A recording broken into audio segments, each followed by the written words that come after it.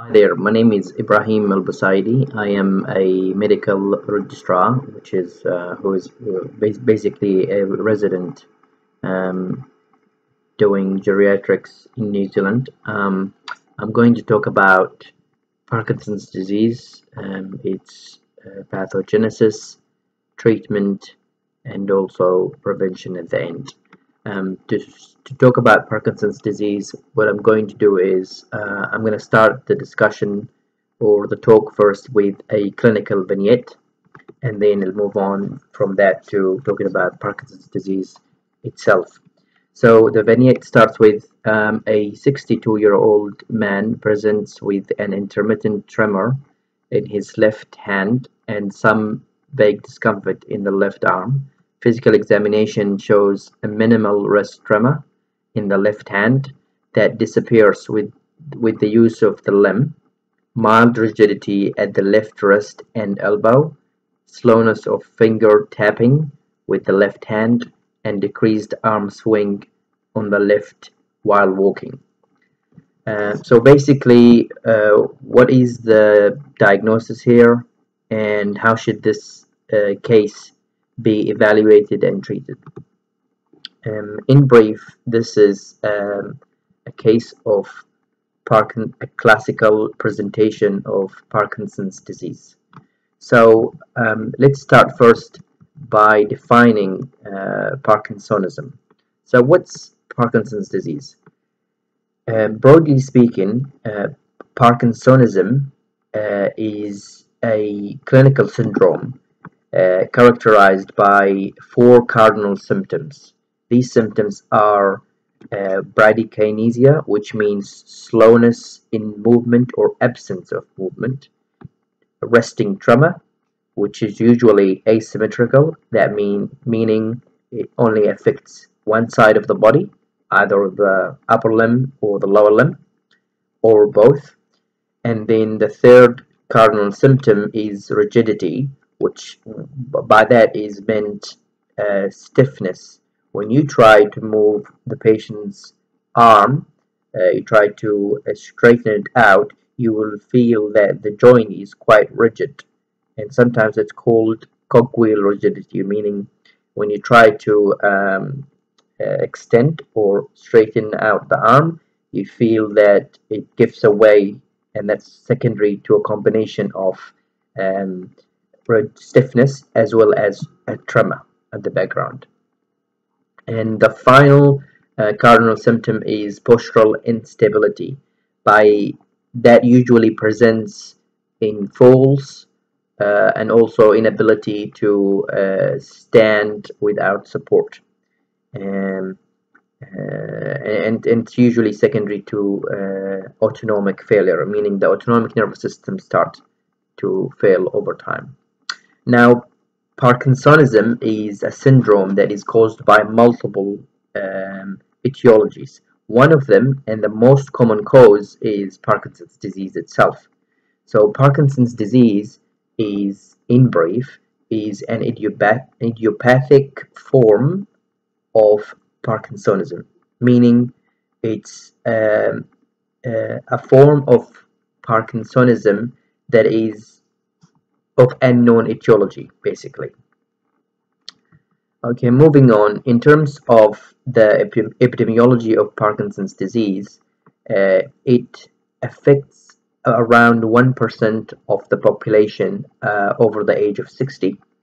It's rare for people to get it if they're less than 40 years old. The prevalence, as in the number of people affected by it, over the age of 60 increases with every decade. So in their 70s, more people than in their 60s. In the US, there are around 1 million Americans affected by this disease. It affects males more than females with a ratio of 2 to 1.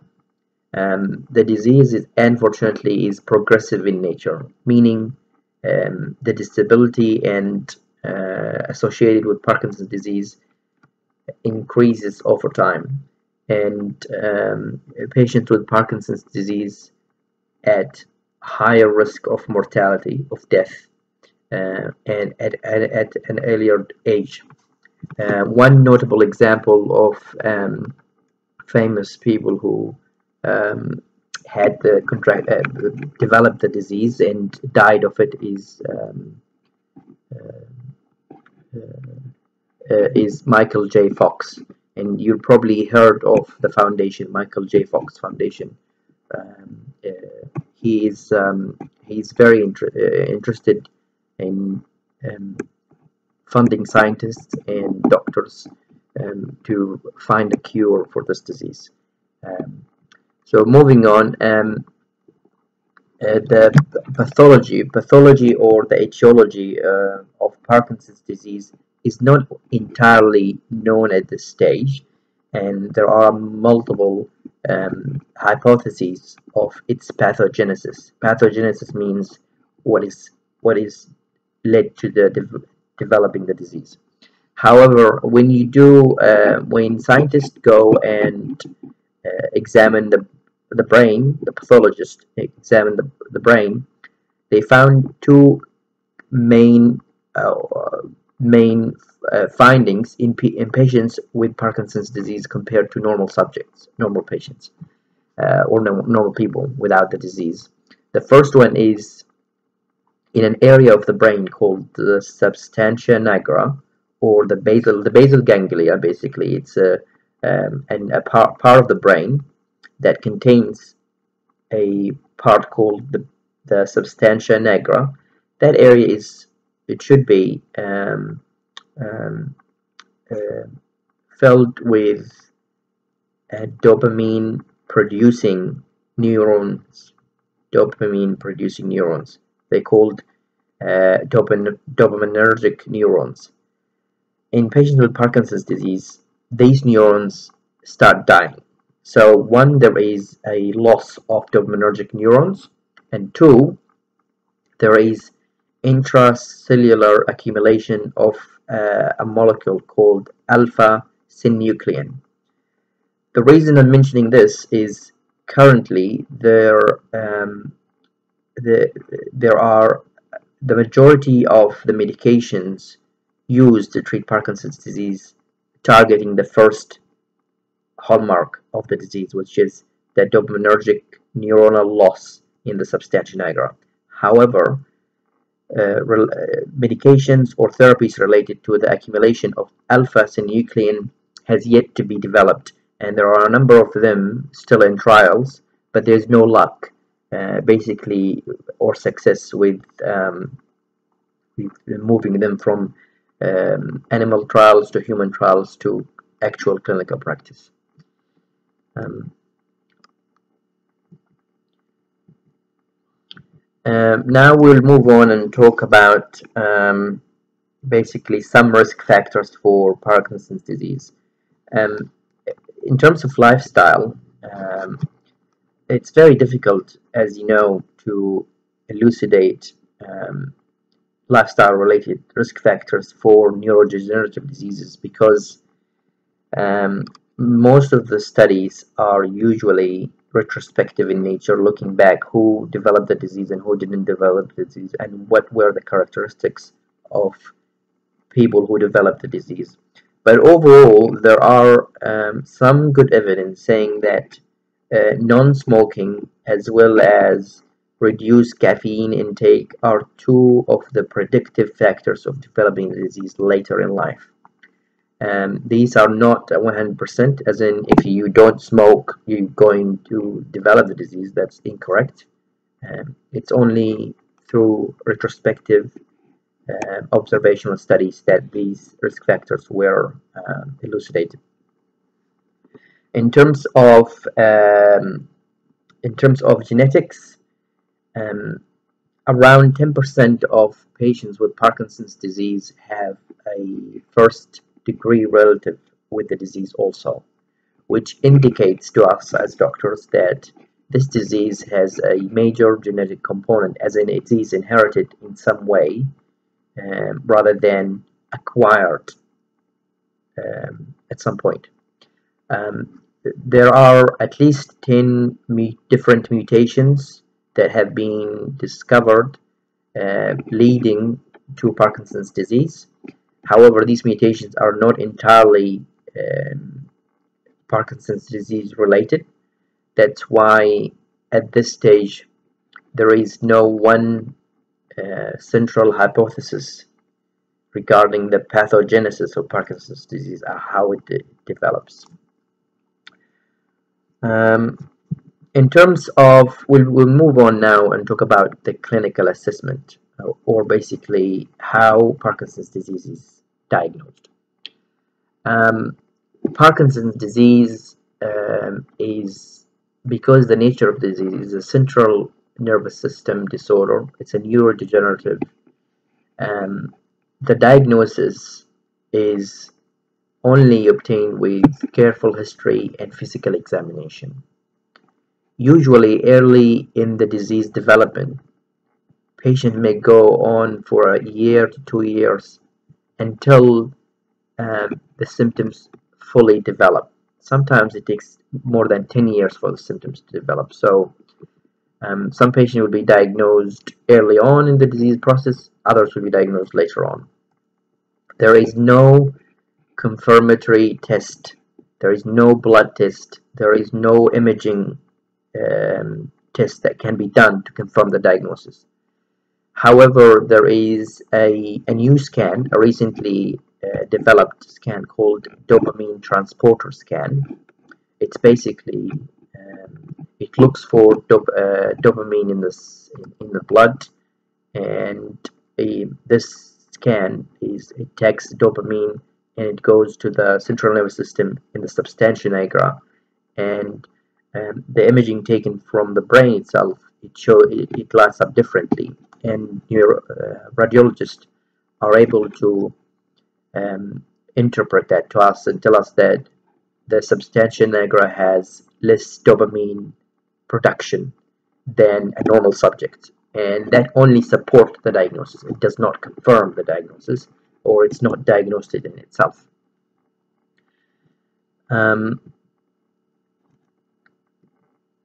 There's another point that I needed to mention, that also Parkinson's disease has other non-motor symptoms.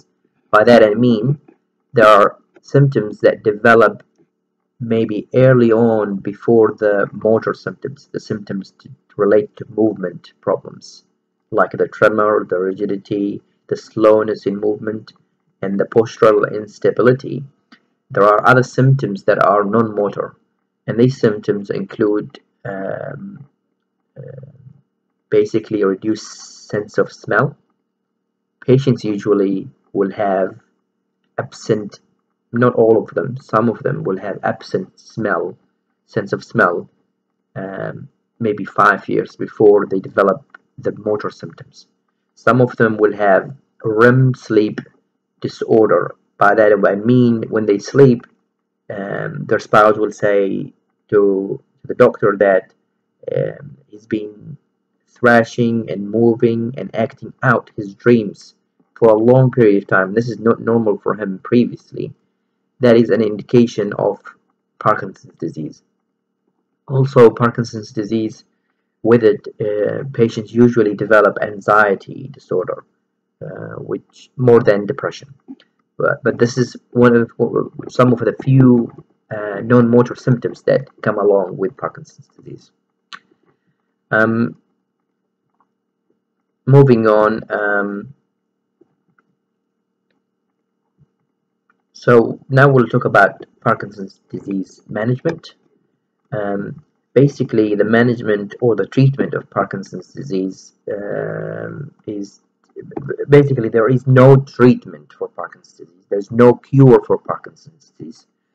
There is only treatment, there is only management of the symptoms of Parkinson's disease.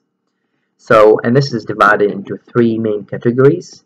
The first category is the non-pharmacological therapy. Of all the studies that have been done over the past 30 years, we now know that the only lifestyle-related non-pharmacological therapy that is proven to have some effect is exercise. So patients who develop the disease, we encourage them to continue exercising, continue to use their joints, continue to basically walk for an hour every day if you can, because it's been shown that patients who do that, their progression of Parkinson's disease is less than others. Otherwise, there is limited evidence to support any other lifestyle modification behavior. And then the second category is pharmacological therapy, which is drug therapy. And this is, and I want to stress this, because Parkinson's disease has no cure and no treatment, as in a treatment cure, the drugs that we use we use if indicated, and there are two main indications usually for using these medications, because they are associated with a lot of side effects that we don't want to start patients on medications that they're going to get a lot more problems from than benefit. The two indications are: one, if the patient is affected by the symptoms. For example, if the patient is really psychologically distressed by the tremor or the shakiness of his arm, and cannot deal with it in terms of ignoring it or anything like that, then we start treating them with the medications, starting them on medications. The second indication or main indication is if the symptoms are interfering with patients' activities of daily living, and by that I mean if the patient's symptoms stopping them from doing what they used to do on a daily basis, like drive their car, go for a walk, participate in a game, even playing Sudoku or anything like that. If they're not able to do that, and we think by starting on medications, their ability to do their activities of daily livings, like even putting on their shirt, because in Parkinson's disease, fine motor and repetitive movements are severely affected, so patients would find it very difficult to button the shirt, and also if they were doing repetitive movement like brushing their teeth, that is extremely distressing for them, because of the rigidity and the tremor at the same time, they're not able to do that. Parkinson's medications, for the most part, help a lot of patients to actually just be able to live and do what they used to do on a daily basis before they developed the disease. Okay, let's talk about some of those medications. There are a number of medications that, because they were developed based on the pathogenesis or the mechanism of action in terms of how the disease develops.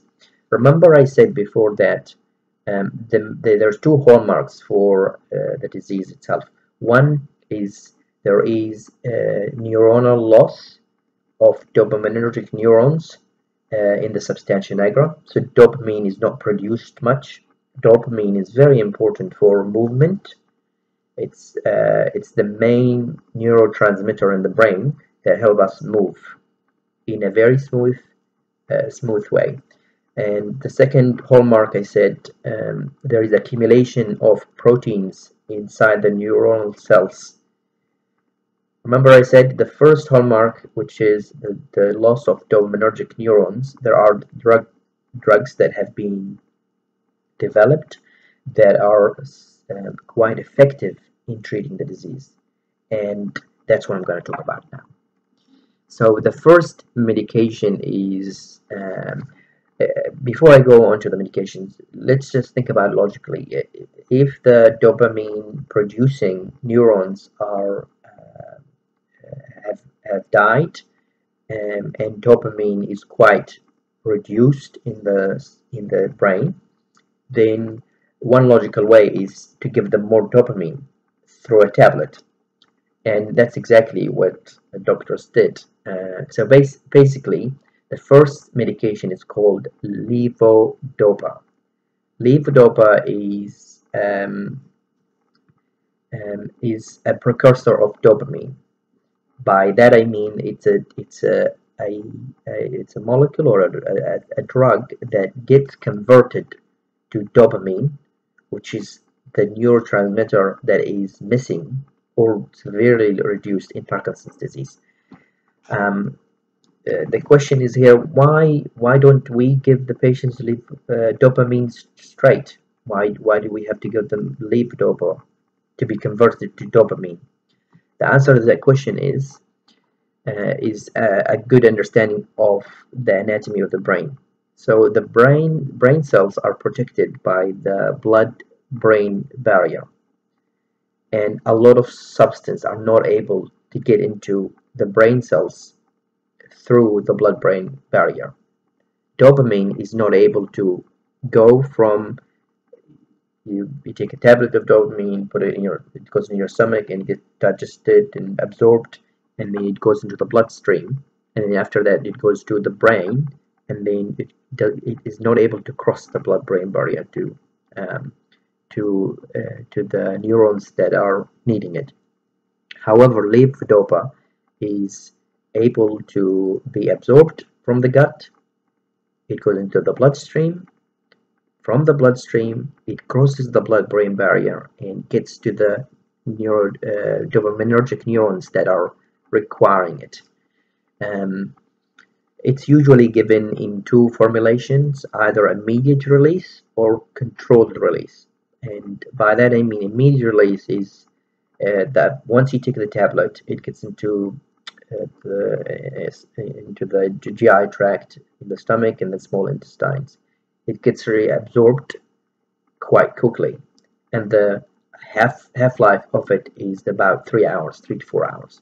Controlled release is it's basically the absorption from the stomach, from the GI tract is slow, and the way they're done is basically the tablets are coated differently. The tablets are coated differently. Um, One point about levodopa is when levodopa is in the bloodstream, there is an enzyme called dopa decarboxylase. Dopa decarboxylase is an enzyme that breaks down levodopa uh, and convert it to dopamine in the peripheral cells. That's by that I mean basically in the blood vessels outside the brain. And because of that, most of the time, levodopa is given in combination with a dopa decarboxylase inhibitor. So there are other drugs that inhibits the breakdown of levodopa in the blood, so to increase its uptake into the nervous system, so more dopamine gets into the brain to be used. Medications that are levodecarboxylase inhibitors include carbidopa. And carbidopa and levodopa combination is usually marketed under the name of Sinemet. You may heard of it previously. Overall, levodopa has a 90% success rate, or in other words, 10% failure. By that I mean when you start it when you start this medication in a patient who just been diagnosed with Parkinson's disease, you will see marked improvement in their symptoms, in their tremor, in their rigidity or stiffness, and other symptoms. There are other medications that we won't go into because there are at least 4 or 5 types of drug therapies that are used also to treat Parkinson's disease, and these include dopamine agonist and monoamine oxidase inhibitors and amantadine, as well as um, other medications that are currently in development. Um, all of these medications currently being used are based on the mechanism of action of dopamine, and the fact that Parkinson's disease is characterized by reduced production of neurotransmitter dopamine. And then finally, the final management strategy of Parkinson's symptoms. Some patients will have Parkinson's disease that is unresponsive to treatment or therapy. So this is medication. It's called medication unresponsive Parkinson's disease. And those patients are obviously they're few, but few and far in between. But however, they quite distressed by it, and I've seen some of these patients. And their life is severely limited and restricted on what they can do on their daily basis.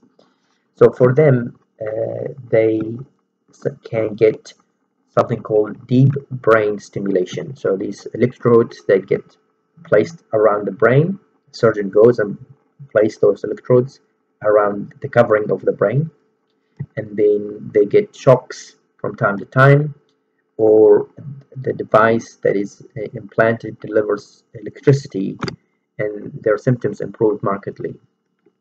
In addition to that, there are some surgeons who do what we call thalamectomy or thalamotomy. Basically, it's removal of some parts of the thalamus, and their success is variable, basically. And these operations are not done on a routine basis for patients with Parkinson's disease. I note that there is the last point I was going to talk about. It was prevention. So basically, from the points that I discussed, it's because the evidence to support lifestyle modifications or a strong hypothesis describing how Parkinson's disease actually develops is yet to be elucidated. There are